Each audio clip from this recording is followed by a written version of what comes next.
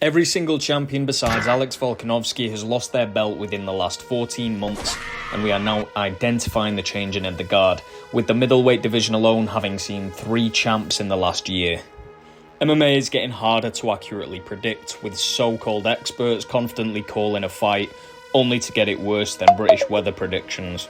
With Sean Strickland completely and unexpectedly dominating UFC golden boy Israel Adesanya to become the new UFC middleweight champion, much to the disdain of Dana White and the UFC. This result was a surprise to everyone on earth that isn't Adesanya's arch nemesis Alex Pereira. They gotta hang this in the Louvre, bro. This was one of the biggest upsets in history, up there with Matt Serra's win over George St. Pierre back in 2008. And this, paired with Sean O'Malley's title win over Aljamain Sterling the week before, have sent fans into uproars. Both of the Seans were completely underpicked and slated to lose by the majority of fans and the media, and the term the Sean era has been floating around to identify the aforementioned changing of the guard.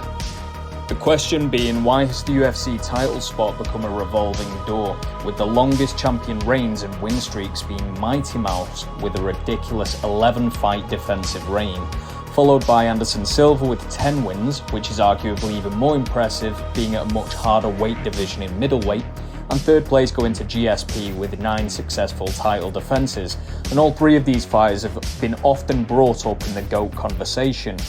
And speaking of Mighty Mouse's incredible record, if we look at the current state of the flyweight carousel, there is a new champion every 5 minutes. From Moreno to Figueiredo, back to Moreno, and now this random geezer Pantoja.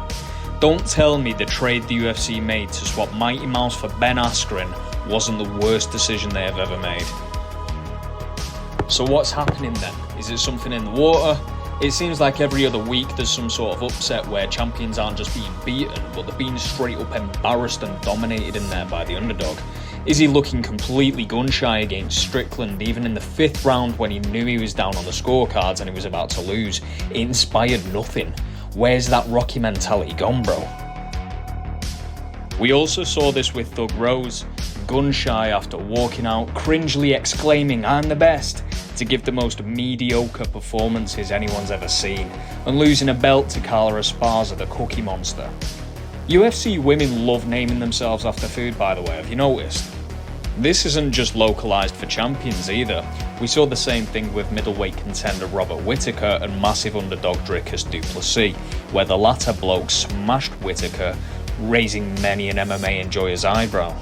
Even the ways in which fights are won now are so unpredictable and random. Looking at Justin Gaethje's head kick KO over Dustin Poirier, did any single person bet on that to be the fight ender? Doubtful, right? And what about Max Holloway's KO over the Korean Zombie? Like, what the fuck, man? Max is literally infamous for his lack of KO power and his record-smashing significant strike records due to him not really being able to get anyone out of there with one punch. And Zombie's known for coming back from damaging punches. Does exactly what it says on the tin. Now, it's no secret that the level of talent in the MMA world is increasing by the day. The talent pool has never been deeper, with fighters from all around the world. It's harder for champions to maintain the dominance. Even challengers outside of the top 10 can pose a significant threat, and up-and-coming prospects are becoming more and more dangerous than their veteran counterparts were in their respective primes, making MMA one of the hardest sports to pick accurately. I think of certain upsets like Juliana Peña's win over Nunes and Holly Holm's win over Ronda Rousey, which was notably also on an Australian card 100 pay-per-views before this one. There is a common phrase in the MMA fandom which says, MMA math doesn't add up, and the meaning being that you can look at a fighter's credentials on paper and try and do the calculations and the math and predict what will happen, or even look at the same opponents both parties have fought in the past and try and gauge the winner off of those individual performances. An example being the way Sean Strickland on paper is a worse striker than Izzy in every metric, and would need to implement his wrestling to even have a chance. At least that was the narrative that was spun from betting companies, journalists and fans alike. Yet what did he do? He marched Izzy forward and beat him at his own game, just dominating him on the feet, with his simple use of 1-2s just making most of our predictions age like milk in the Sahara. Also, peep the Philly Shell's entrance into MMA. Much like same-side combos and calf kicks, I wouldn't be surprised if we start seeing this adopted more now. Kamaru Usman's 5-title defense reign came to a thunderous halt at the hands of Leon Edwards, which was another massive upset via a perfectly timed head kick by Leon after being outclassed for the previous 3 rounds to become the new welterweight champion. Due to Usman winning the majority of the fight before the KO, we all thought Usman would come back and steamroll Edwards in their 3rd bout. However, Leon came in and legitimately and comfortably defeated Usman to claim his 1st title defense. The fact that Usman did not reclaim his belt in itself felt like an upset. The silk sheet curse is a real thing, the champion's apathy speed bump, where the fighter reaches that peak and has the Tyson Fury-esque loss of meaning, where their appetites are now satiated, hunger gone. It'd be hard to look at the next peak from the summit and imagine doing too many more of those. It's like post-nut deflation. Or hey, it could just be the Drake curse. Every fighter this man bets on seems to lose, man. Nobody's safe. The UFC's business model encourages title changes. New champions mean new storylines and new marketability, which can lead to increased pay-per-view buys and revenue for the organisation. However, they only encourage new champions until the stars are consolidated at the top. For example, Dana is clearly unhappy that the biggest star in the UFC currently, Israel Adesanya, has now lost his belt to a way riskier and less marketable wildcard in Sean Strickland. When I was a kid and I would, draw a swastika on my arm. With Sean going as far to lessen the meaning of the belt, saying he's already over it, and breaking the thing already using fucking masking tape to fix it. And of course his crib is exactly how we'd expect it to look, innit, right? America! And as such, Dana can be seen with a smile after presenting Sugar Sean O'Malley with the belt, whereas he can be seen with a face like a smacked arse after belting Strickland up.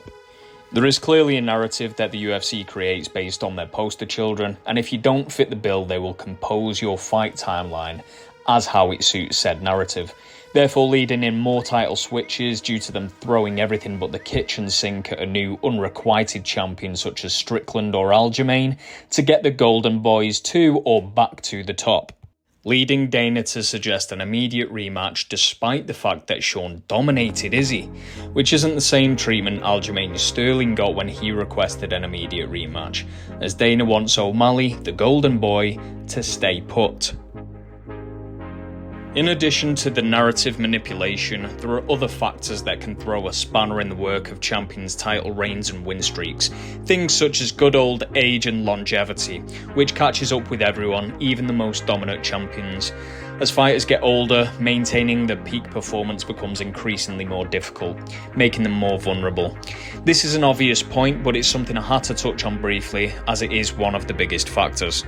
The average age a UFC fighter becomes a champion is 31 years old, leaving only around 3 to 4 years of prime left generally.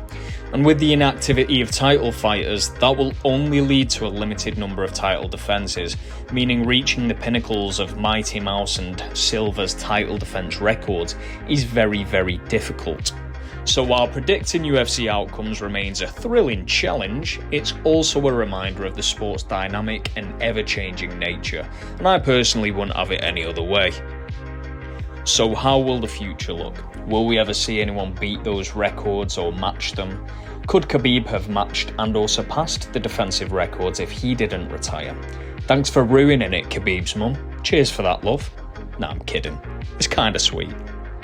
I think the next longest reign we may see is Alex Volkanovski, currently having 5 defences.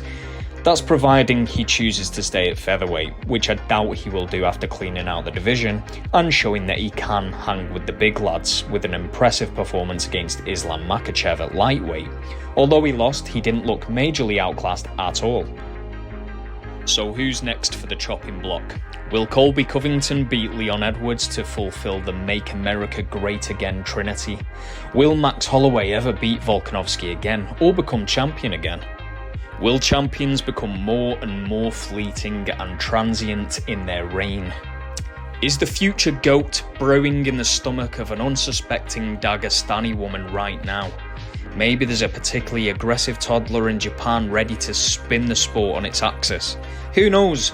Maybe the future GOAT is your little toddler nieces or nephews. Hell, I wonder how many potential GOATs just didn't choose the path or gave up trying. Let me know what you think. Cheers.